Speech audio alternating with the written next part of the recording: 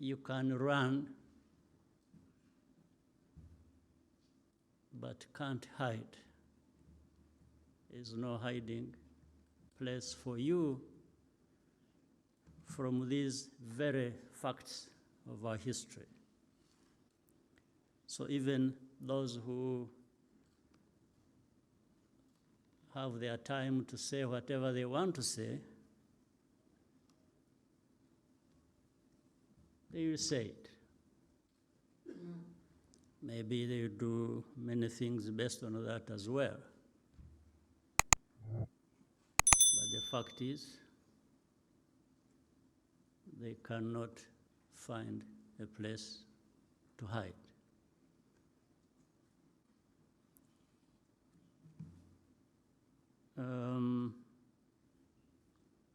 Also, someone said that if you ever have to choose between being kind and being right, it's better to choose to be kind, because you will always be right by doing that. So in our history, in that history that this man gave facts about, and from what Eric told us, kindness went completely absent. So this is what we have to deal with on a daily basis. Today, we gather to honor the continued sacrifice of survivors and remember all those we lost during the genocide against the Tutsi, which really means people are just being targeted and killed for who they were. And nobody here or anywhere in this world chooses what to be in that sense. Nobody chose to be what tribe, race, ethnic group. There are many things we choose to be. You can choose your religion, you can choose your, but you don't choose to be the person to be targeted.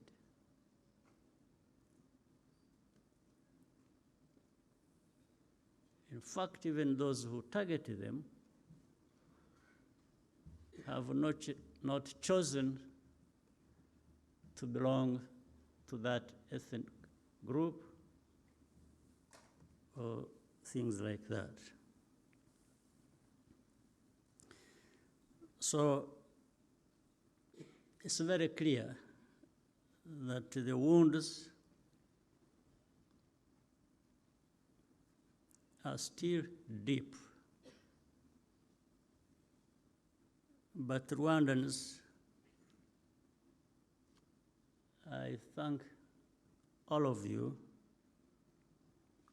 for refusing to be defined by this tragic history. And people have managed to turn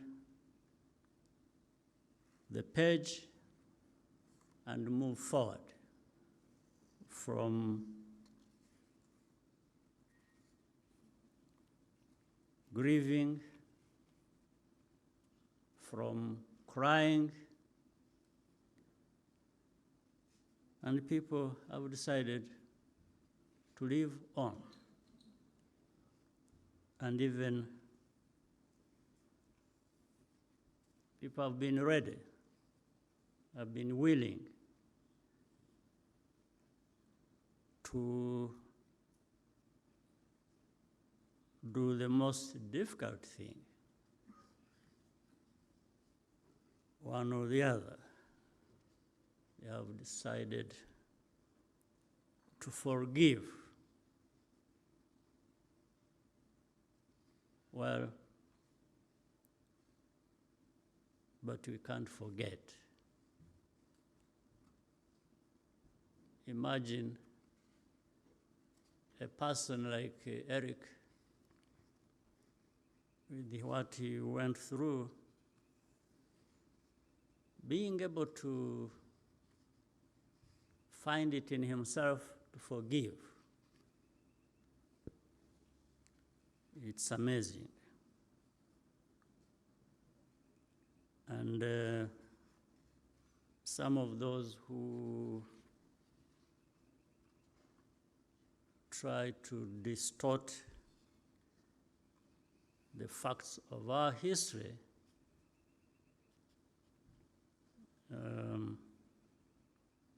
it's just because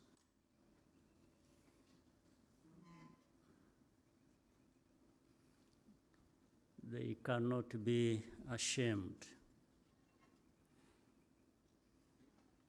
But we have our lives to live, all of us.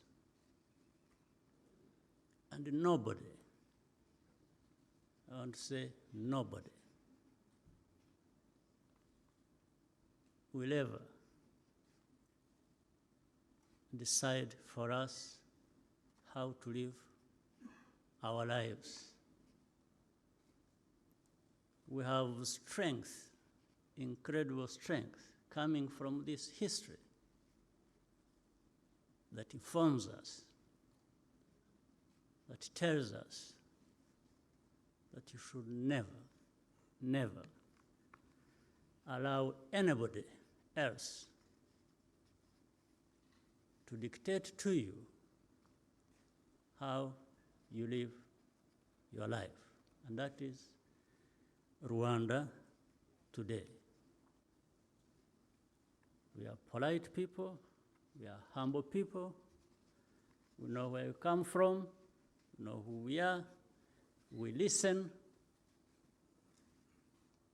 but at the end of the day, I want to assure you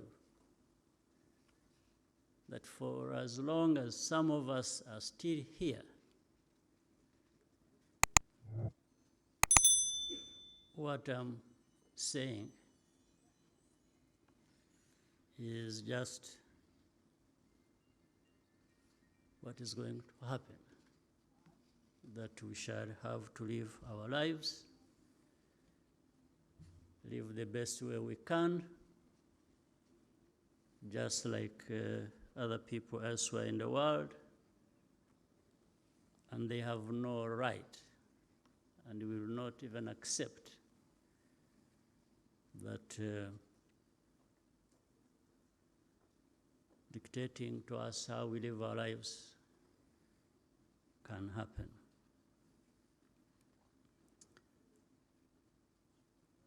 So Rwanda has transformed itself. Unity, being together, is the foundation of everything we try to do. From the beginning, we understood the need to cultivate and preserve a spirit of oneness to give us hope for a better future.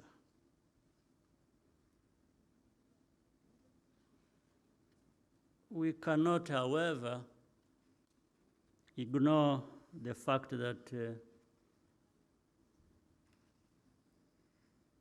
things like violence and hate speech persist not so far away from here.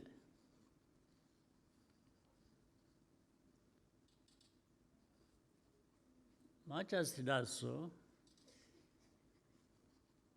you can also see the same indifference today as we saw in 1994.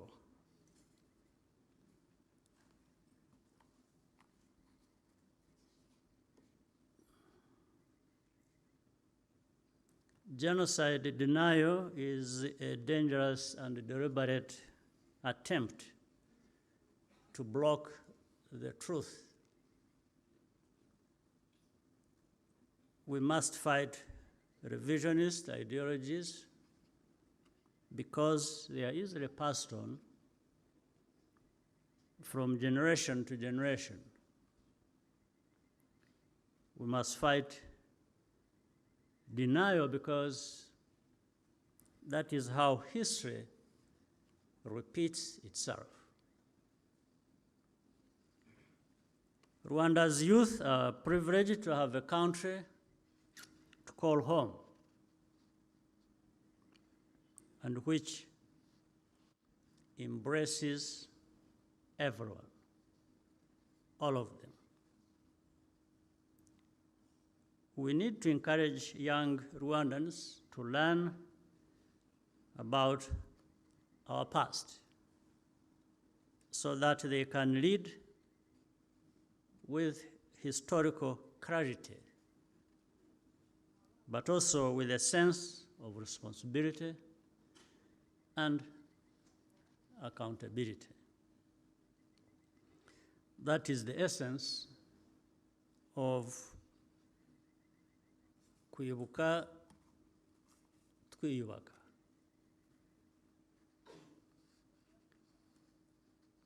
Rwandans will not accept any attempt to divide us. We had enough of it, more than enough. That will not succeed again, here, ever. This underscores the need to find solutions within ourselves, no matter how unconventional that may be, and remain in charge of our destiny. Do you remember? At the time of need, when we needed every help we could get, and everybody, the world, turned their back on us. That's part of the historical facts that Bizimana told us. The world turned its back on us. So that is simple. The message is, you are on your own. So we should learn to be on our own. And I think we have learned enough. If people help, we appreciate. If they don't, we don't have to, all of us, perish just because somebody didn't show up to help.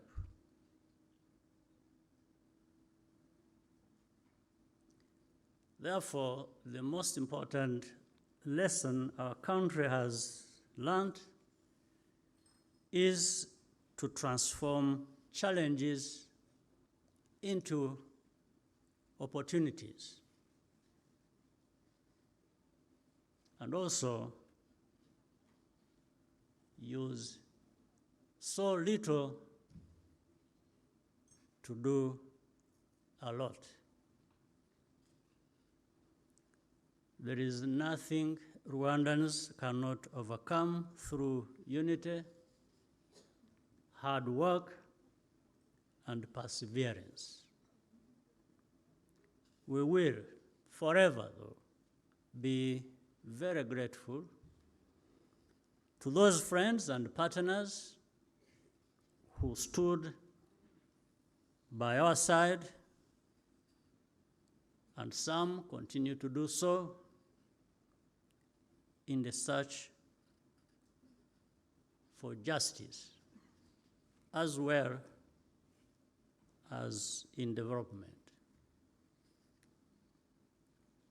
We also thank the friends who continue to accompany us on the journey to durable peace and prosperity. Above all,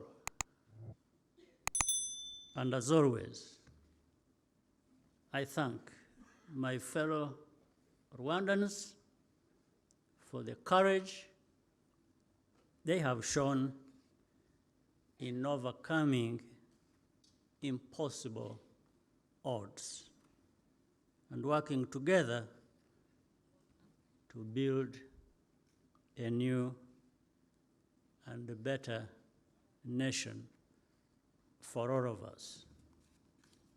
I thank you very much. I'm a king, yes, I'm a king, I think I'm a king,